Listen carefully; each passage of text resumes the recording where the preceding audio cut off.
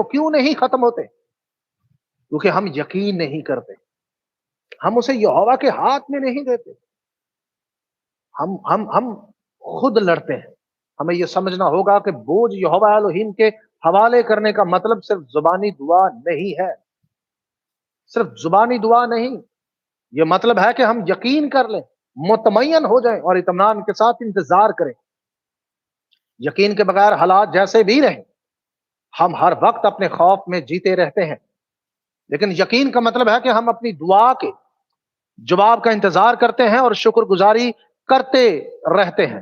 سو پہلے سے کہنا شروع کرتے ہیں، میں شکر کرتا ہوں کہ تو نے میرے اس بوجھ کو سن لیا ہے اور اسے ختم کرنے کا فیصلہ کر لیا ہے۔